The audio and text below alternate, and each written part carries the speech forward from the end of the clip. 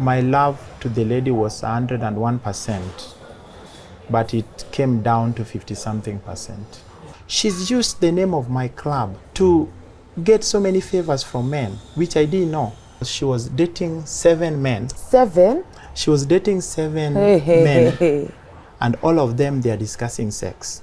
Everything I sent my wife on Valentine's last week, she had screenshot it and sent the guy. She sends the guy her pictures.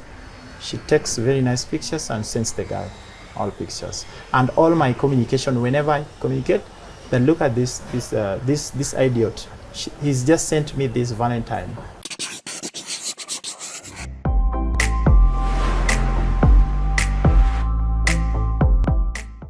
Greetings, Tuko family. My name is Lily Aisha and welcome to yet another episode of Tuko Talks. Today we're in a very beautiful space, courtesy of the CK Cafe here at Woodlands Mall. Today we have a guest who, one, is very rare to find a man to come and open up and speak about issues that they go through. And so when we get a story about a man, we want to encourage men to speak openly and to come out and talk, because normally we hear men say, I was not given the opportunity, I didn't have the space to be, because people will come and judge me. So when we have such an example, then it becomes easy for other men to come forth and talk. So I think I'm done talking for now, and I'll just introduce my guest for him to be able to tell us his story. And I know at the end of every episode, as I say, we come here as therapy, 1. 2, we come here as a family, because family holds each other's hands. And we always have a lesson to learn at the end of the story. So yeah, tuambie jina yako, what you do on your day-to-day basis. Now that nimekuamsha leo asubuhi. Thank you so much. My name's Tom. Mostly at the moment I do business in Kibera, and basically that is what I do at the moment since I left the United States. I think now we could get to know the story of, they don't know, but at least I have a small preview of what the story is. So you can just start by telling us probably how you got yourself into a space of marriage. We virtually met online. Okay. It's not a shame to say. So yeah, this day we met online because at that time I was in the United States, and I was looking for somebody in Kenya to get married to. She had a stall, I think, somewhere along Gong Road and somewhere in Kibera. 2017 is when I spotted her with my cousin, and they were holding hands. So I asked her, how did you know my cousin? She said, my cousin just came to visit Kenya shortly, and we met via her work colleague. They were just friends, there was nothing, but I'm available. So I also got interest, and we talked over a long time before I came back to Kenya. So when I visited Kenya in 2017 I think, towards the end of the year, I took her home. Oh. Yes, I took her home to my parents, and I introduced her. I told my parents I would want to settle with her, but my parents were very skeptical. My mother mostly was very skeptical and told me, Tom, are you sure this one? Was she skeptical because of time? No, because of, I don't know what she had seen in her. I don't know what, because she had dyed her hair. I had asked her to cut her hair because I'm attracted to women with short hair. So she cut her hair and she had dyed it, and she had nose piercings and stuff like that. So my mother was very not so pleased. We came back to Nairobi. Surprisingly, within that short stay, she said she had conceived. Oh. Yes. So when we came back to Nairobi, my term was also lapsing. I was just supposed to leave. Oh, so, to go back. Yes, so you just came to visit and go back? Yes, I just came to visit for 3 weeks. Oh. I had 21 days, and I take long time on the way, then another 2 days on the way going back. So, you know, my 21 days are very short. Oh. And you went to America because of work? Yeah, because of work, purely work. Okay. I went back, and she delivered 8 months later, 9 months later, while I was away. To a baby girl? Baby girl. Okay. Yes. So after that, I looked for somewhere for them to stay. That is in Jamhuri here, just up here. So they stayed in Jamhuri over time. And when I came back, I stayed with them too. So what brought you back now? Because this I've been coming back home every year to just see, as a visitor. yes, to see my child now. I have other 2 kids too. So with the previous girlfriends. Okay. Yeah, so I came back to see the baby plus the mother.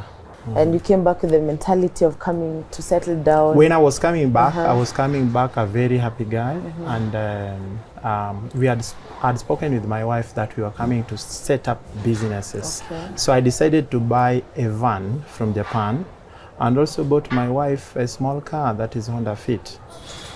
When I came, so all these vehicles came together, and they landed in Nairobi.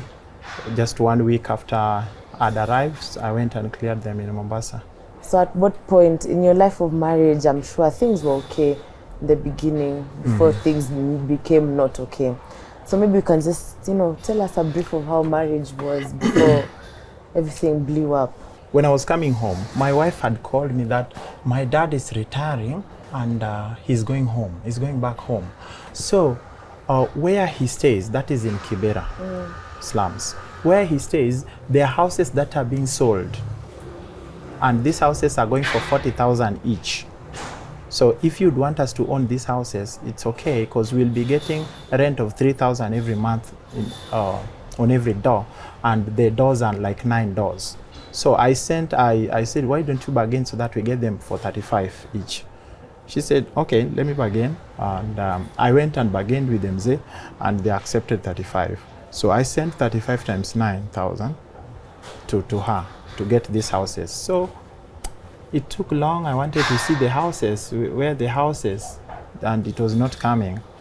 I told my wife, I've just bought you a car.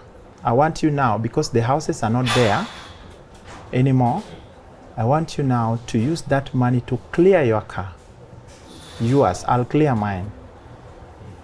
So when the cars landed,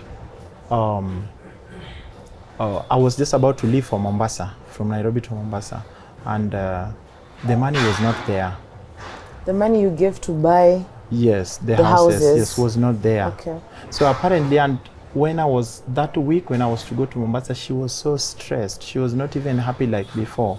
She was so stressed and tensed. So I had asked her, okay, so please, I want the money. I want the money, because if this luggage or if these vehicles stay at the port, we'll start incurring demurrage charges. So she went and borrowed, apparently, secretly, she went and borrowed money from some women chama in Kibera. So this women chama gave her about, I think it was 200, I don't know whether this was 200 or 200 and something. But for me, I received that money. I received 200,000. But so where did the money go? I don't know. I don't know where the money went. Up to date? Up to date. She cannot tell where the money went. Yeah. Okay. So she brought me the money, 200 now. I didn't know. I thought it was the same money, but it was borrowed from a chama. Yeah. I went and cleared the vehicle, brought the vehicle all the way. We had moved, me and her had moved to Langata now. So I just surprised her with the vehicle and all that. Before I brought in the vehicle, when I was still in Mombasa clearing them, she had put a lot of pressure on me. Tom, where's the logbook for the vehicle? Send me the logbook. I want to see the logbook. So I was wondering, why would somebody ask for the logbook? Instead, you should be asking for the picture of the vehicle. The car, yeah. Yes. Apparently, she was under pressure from the people who gave her money in Kibera, wanted to see the logbook, because she had apparently insinuated to them that she was importing some vehicles from Japan and she was going to rent them to, so she will be getting money. From every month, and this will help her in clearing this this loan. So they wanted to see the logbook. So the vehicles came to Langata, and this group wanted to know where she's living in Langata so that they could come and hold this vehicle, because I sent her the logbook. And the logbook was under whose name? Her name. Okay. One afternoon, I think the ladies in Kibera tricked her to come to Kibera for a meeting, there's something, how they can solve these things. But they had organized with police, so she was arrested. So I drove to Kibera, up to the police station, and found her inside a container, already arrested. Yeah, so when I asked what is the problem, she told me she had taken some money from some women, and they want that money. How much? 200,000. And it had grown with some interest. Of course, some interest, yeah. The women came and they narrated to me the deal. From that day, I think my love to the lady was 101%, but it came down to 50-something%. So on that day you realized the money that you were given was the money from the loan. That's the day you realized. I paid my own money. Her family gave out 10,000. I gave out 40,000, my own money, and she was released so that she can clear this balance later. I spoke with them that I will help her clear this balance later. That was one of the red flags, as we call them, red flags. And then now, we still stayed with her. So I stayed with her up to last Saturday. That is the 18th. 18th, yes. February 2023. 2023. That is 1 week ago. It's not yet 1 week ago. So in between 19th and from the time you're saying the police station, there's something else that happened. I'm sure there are many other things that happened in between. So we decided to go and open up a club in Kibera. I don't mind about the slums because my wife was brought up and bred up in Kibera. Myself, when I was starting life, I started in Kibera, so it was no big deal for me. So it's an area you're... Yes, I'm very conversant with. So I decided to go there and start up a business there. And we started it big time, big time. We was having lots of customers every day, because I think our sales, if I may say, our sales for each month could even hit 2 point something million. Wow. Yeah. Then it's doing very well. Yes. When May came in, my waitresses, whom she had employed, some of them came to me and told me, Tom, be careful. Things are not going well here. You will work so hard.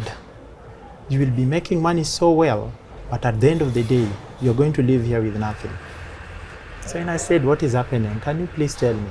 But since my wife does not allow and does not authorize any female to speak with me, and myself, I'm not authorized to speak with any female. At all? At all, even the waitresses, unless it's a relative. Oh my God. She doesn't allow, yes. There were so many things going on. Security are buying alcohol from outside and giving the waitresses to take to the table. So the waitresses are taking it to the table like it has come from the counter. The counter people are liaising with security to buy stuff from outside too. So my stuff is not selling, but their staff are selling. And the club is running. Yeah, and the club is running. People are so many. So at the end of the day, when you are picking bottles, you find even something you had never purchased yourself. My wife has friends, male friends. A lot of alcohol is coming from the counter, going to these male friends, which is unaccounted for. My wife could sit at the gate. When we do collections, we could get up to even 35,000. At the gate? Yeah, at the gate. When it's a small musician, we get like 20,000. Good money. And she would, in this 20,000, she would take 7,000, pocket, bring 13. There's a time we got over 70,000 at the gate to the big rumba musician. And I was told the money that I received was 40,000 from the gate. The people who are working at the counter also do pocketing for her on Saturday. She could not come with less than 5,000 every Saturday. That is very solid information that I was given by the people others are employed who are very close to them. Yes, and also when we did our audit, I found out a lot. Like I lost like over 720,000 within that period of boom. Met one of our colleagues at Jamhuri who came to visit us. She had just walked out, and we were just chatting with this lady, and she told me, Tom, I don't know what we can do. Your wife is credit ridden, as in she's borrowed money from so many colleagues, and so many people are like crying. She's holding their monies and she's never paying. She's always begging for money. Why don't you talk to her? She's even embarrassing her, yet the husband works abroad. Somebody just met me, I didn't know him, and he called me by name. Tom, this is you? I said yes. And I said, who are you? I'm your wife's colleague. That's a man. I want to talk with you. Why don't you talk to your wife? Everybody's crying. She's borrowing a lot of money. We don't know what she's doing with this money, and she's never paying. This man also told me the same. So when I asked her, why are you borrowing so much money? That when she had started her businesses, when her businesses went down, she was in debt, and she has to clear these debts from people. So she has to borrow from you to pay me. Yes, and when me I put pressure, she borrows from someone to pay, like that. That is what she told me. Now, with all this, Tom, when you were telling us the story, there's a point you posted and said that you found out, aside from all this now you're telling me now, they're also cheating. Yes, incidences. I've been suspecting for quite a while now, or since May last year, when we had those little squabbles. She came back to normal and came back to the club again.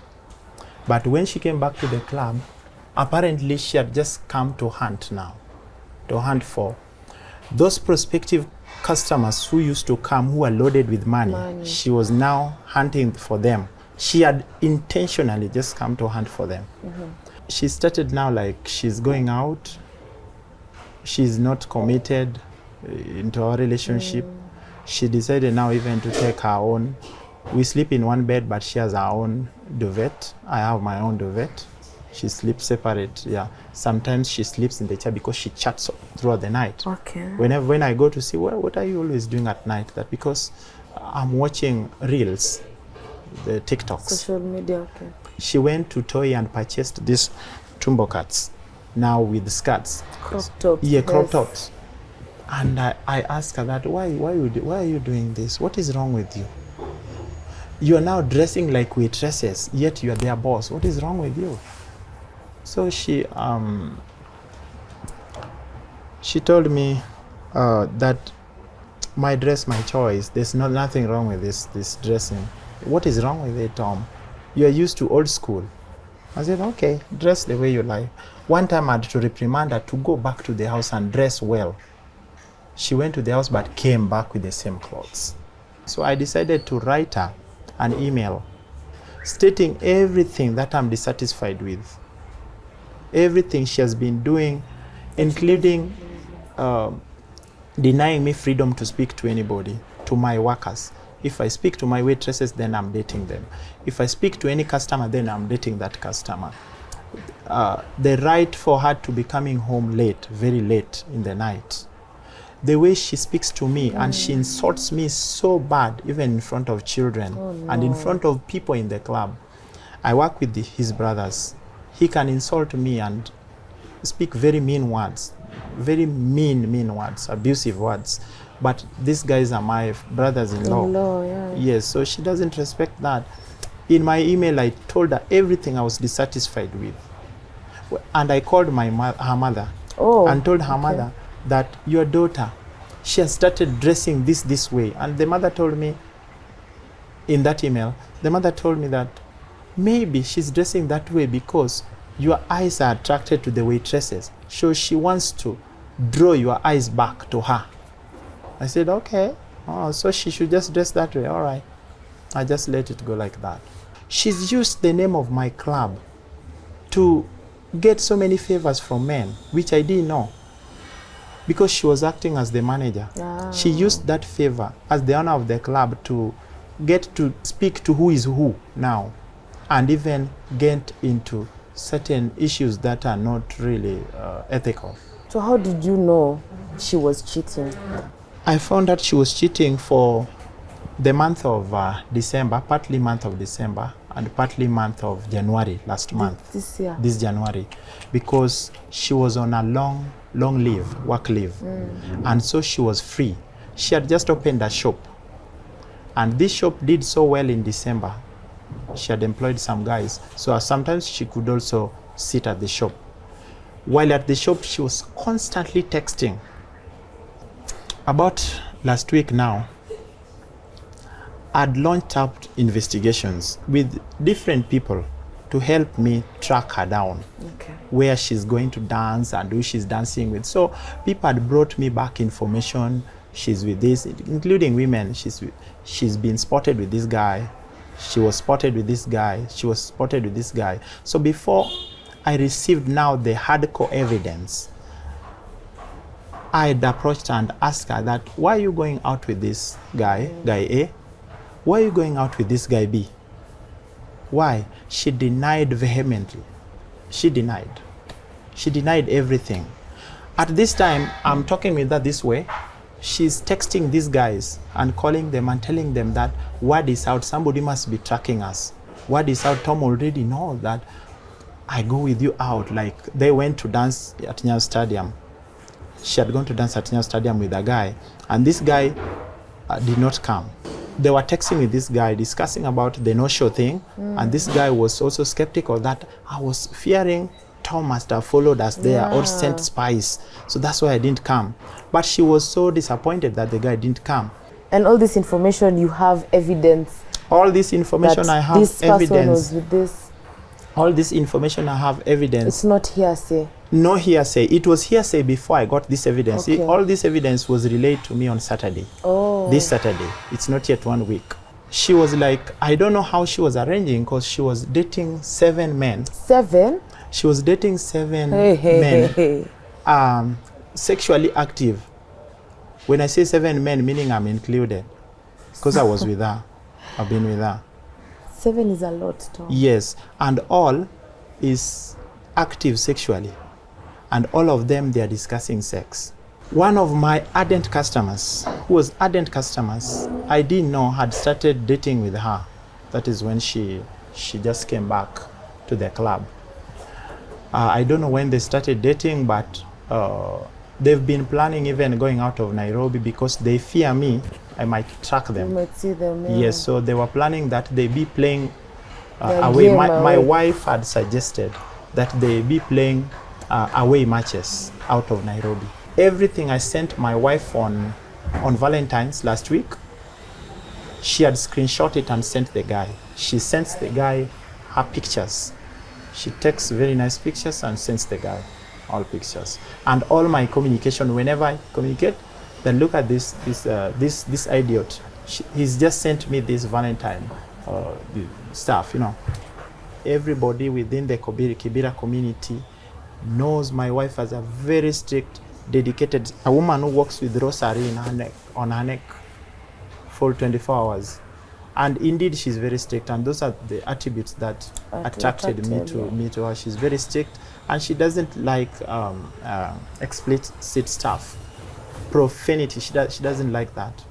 So when she became, when you're seeing this, it's someone different. Yeah, when I saw this, I was shaking for like 3 hours. When I saw this information, I was shaking like for 3 hours, and up to date, I don't want to go for testing because I'm still scared. I'm still scared. I can't just go to test.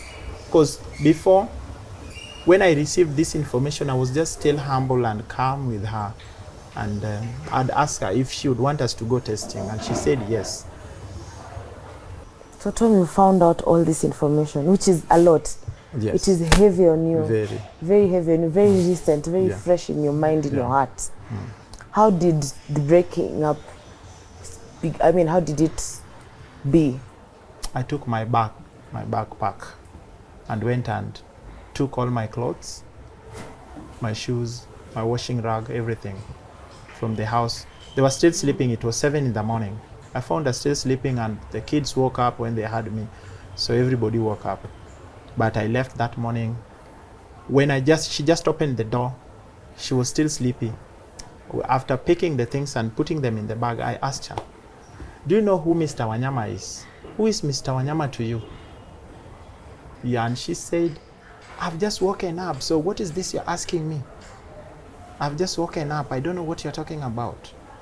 I said, okay, thank you. Mine and you is over.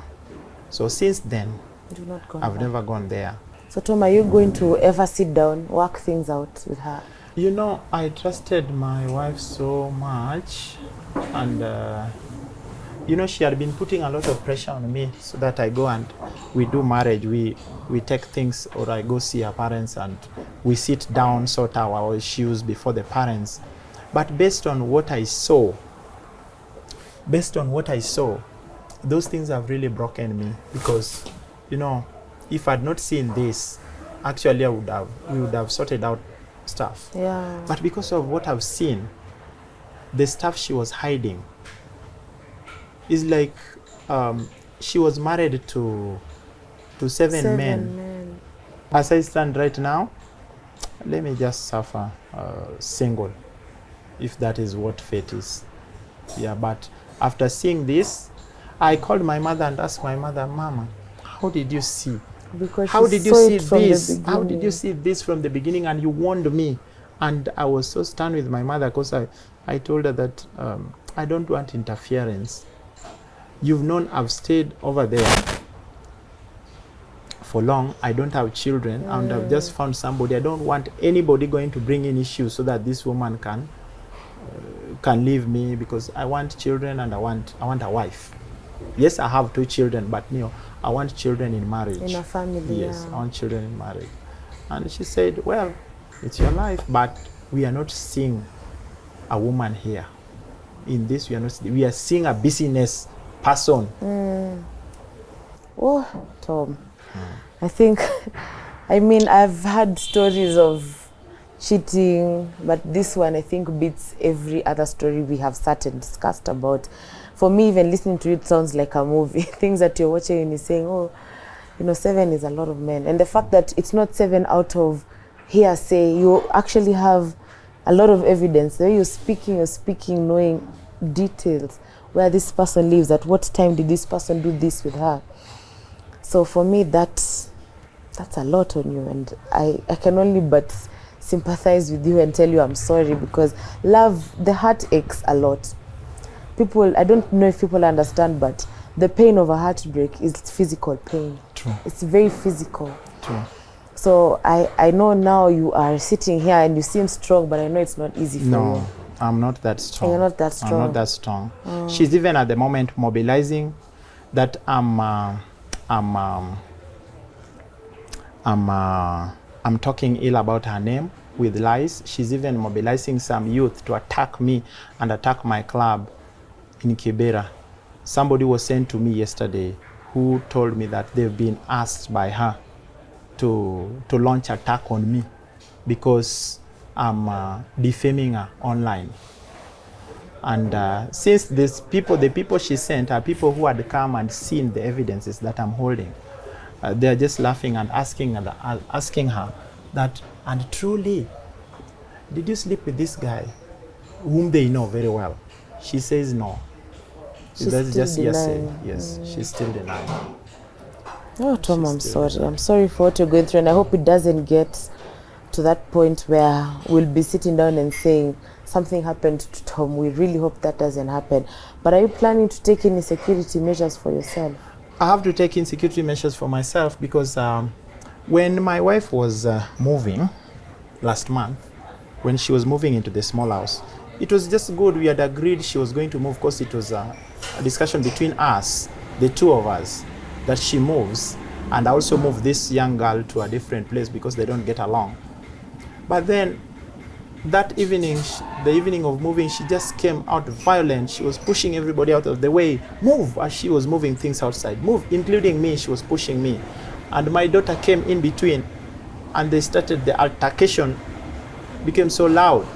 So I went to separate them, plus the Mkokoteni guy who was moving her, because she was just moving into the neighboring plaza. The Mkokoteni guy came to separate.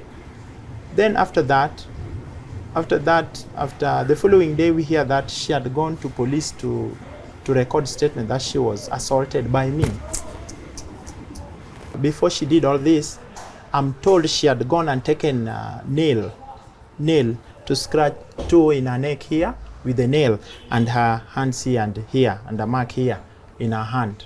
And then she claims Yes, you. then she's claimed assault. Because obviously, if you go to a police station or hospital, once they see blood, they will say, yes, truly you assaulted. And that's what she used. So after 2 weeks, I was called at a police station. My logbook disappeared in the house. So I went to ask for an abstract for replacement. Then they tell me, oh, no, you are not leaving this police station. I say, why?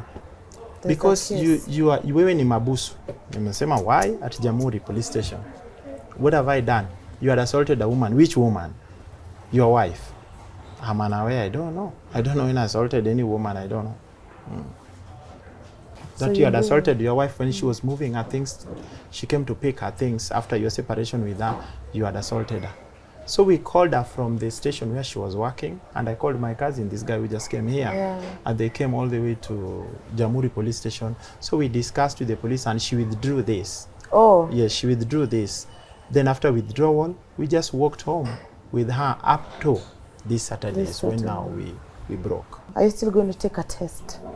Yes, I will take a test. I'll just have to relax to a be little. easy. Yeah, my body to calm down. Then I'll go and take a test, because as it is, there's something called supergonorrhea that is spreading. I don't know if I have it or not. And I don't know if with all this, my wife was using protection with all these men. I don't know. I'm not so sure. So who are the children with now, Tom? The children are with her. I just met the children last evening when they were brought in to say hi to me. Okay. But yeah. So you guys will work a system of how? Yeah, my children, trust me, I love my kids. I will work for them. Yeah, I will work for my children. I don't want any more kids, but I will work for the ones I have now. You've said you've left now, you guys are separated from Saturday to now. I'm sure it's different. It's a different space for you, being away from a space that, your children. And also how has it been for you in that space, especially for you mentally? That is why I'd asked for children yesterday, because I'm used to my son and my daughter so much. So I asked the mother, I asked the house help, not the mother, to bring the kids for me to see, because it's really not, things are really not good mentally for me. And I'm just trying to fight on as a man, because anyway, I've passed through so many things. Even when we are over there abroad, we see a lot, we pass through so much. So all this prepares us, and I know I'll go through this. And I think my last question to you would be, with all that you're feeling and you're going through, why did you feel the need for you to come forth and say, it's time I talk about this story? I felt it was really time to speak about this, and to bring it out this way, even on social media, is I don't want anything physical, because I'm not a violent man to say, but I can be very violent. And I didn't want to. I didn't want to take that line, because I have kids. And these kids need a mother, they need a father. And I know social media, most of the internet never forgets, but for it to be a lesson to any other man out there, that one, know who you are marrying. And to men who are like men in the diaspora, our men in the diaspora, be careful. If you're dating a woman at home, be very careful. Take time. I deliberately took time to come and stay with this lady so that I could know who she is, who I'll be sending MoneyGram to, who I'll be wiring money to. And my 2 years stay in Kenya have helped me reveal that the mother of children is not the person I expected in my life. And so men in the diaspora, just be careful who you are dating back at home. Please just know them. Know them and let your family be close with them. Like for my wife, she doesn't want to be close to anybody in my family. She stays away completely. Even the children, she would not even want her children to be close to any of my family members. Reasons I don't know. I don't know. She's just a lone ranger when it comes to family matters. I think it's important, like you've said, listen to your mother. People always say a mother has a stronger intuition that you don't have. So it's important. I mean, it's a lesson you've learned, and men out there have listened to you. And I think it's very important for you to come, as I said in the beginning, to talk about it, because you're giving space for other men to also talk. You're giving space for other men to understand and know what to do. You know, now you've taught, someone will be like, hey, now you hapendi kuko around my family. That's a red flag. True. And also, don't ignore red flags. I think that's very important. True. Never ignore the red flags. Once you see one, try and understand behind that red flag. Yeah. So I thank you very much, Tom, for being very open, very candid. It's not easy to come out and share such a story, but I appreciate you for being a lesson to men and also women out there, and people who want to go for marriage. Even us who are not married now, we are learning. So we appreciate that so much. And I pray again that you will find peace in your heart and in yourself, and your relationship with the children will still be good. And I pray you'll find love. There's so many single women outside here who need men. Why is another married man coming to hit on another married man's wife? For what reasons? What are you gaining? So we tried to reach out to Mercy on the allegations made by Tom, but she did not respond. We gave her a call. She did not pick up. We WhatsApped her. She read the message but did not respond. There's love out there, so we never know what holds. And you will come back and call us and say, and that thing happened. Now I'm in a very good space and I have this and this going on. So and I pray everything will work out for you. Asante sana. So thank you very much, guys, for being with us throughout this whole episode. My name is Lily Aisha, and until next time, I do wish you guys a lovely, lovely time.